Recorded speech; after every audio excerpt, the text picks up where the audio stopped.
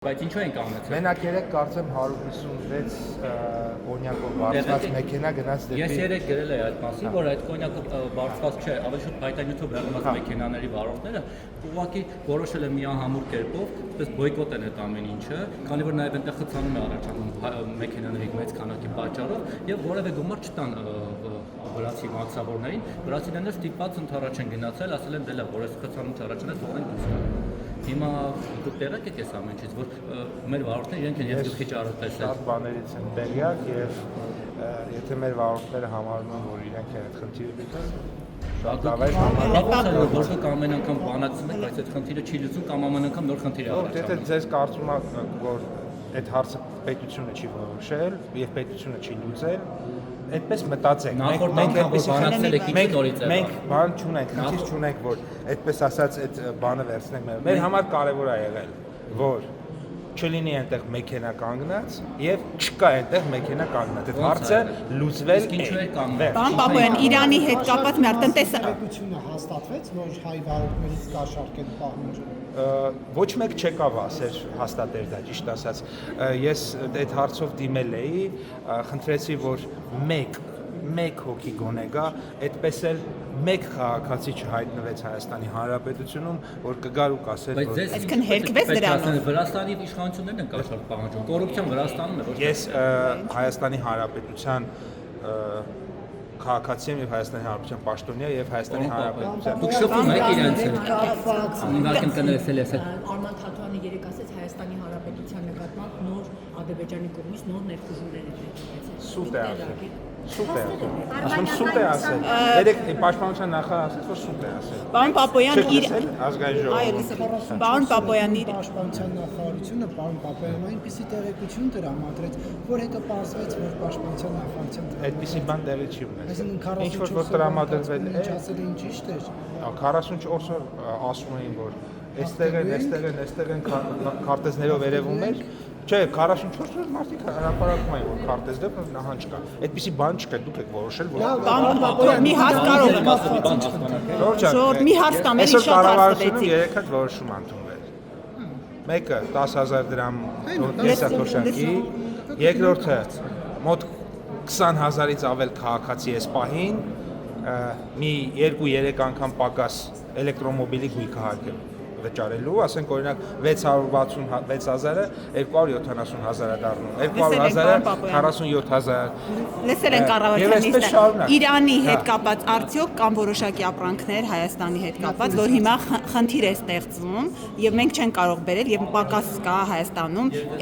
երբ որ մենք այս իրավիճակով պայմանավորված չենք կարողանում այդ ապրանքներ տանել եւ բերել։ Այս առումով ինչ խնդիր է ստեղծվել։ Խնդիրներ կան, որոնք որ մեր երկրի այսինքն մակրո խնդիրները մեր երկրից դուրս են, բայց Հայաստանում չկա խնդիր, որ մեր ուշադրության տակ չի եւ չկա խնդիր, որ մենք չենք փորձում լուծենք եւ փորձը նաեւ ցույց է տալիս, որ չկա խնդիր, որ չենք լուծում։ Ինչ ապրանքների խնդիր է առաջանում։ Այդ հարցներ կլուծենք, այնպես որ մեծ հաշվով կրիտիկական ոչ մի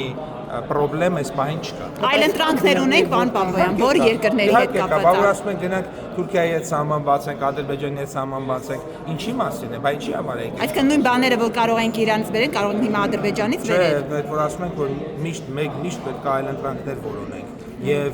բոլորը ասում էին, չէ, սենց լավ է, այսպես, մենք էլ ասում ենք, չէ, ժողովուրդ ջան, աշխարհը փոխվում է, ամեն ինչ կարա լինի եւ պետք է մենք պատրաստ լինենք, դրա համար ենք ասում։ Բայց այլընտրանքը ո՞րն է, որոնք չեն կարողանում անցնել հայ-իրանական սահմանը եւ այն կողմից եւ մեր կողմից։ Մեր կողմից որևէ խնդիր ոչնչով չկա, իսկ Իրանի կողմից հասկանալի պատճառներով հարցեր կան, ժողովուրդ, այդ երկու պատերազմ է։ Ինչ ապրանքների դեֆիցիտ կարող է լինի, պարոն Պապոյան, այս խնդրի պատճառով։ Այդ վարորդները նախ եթե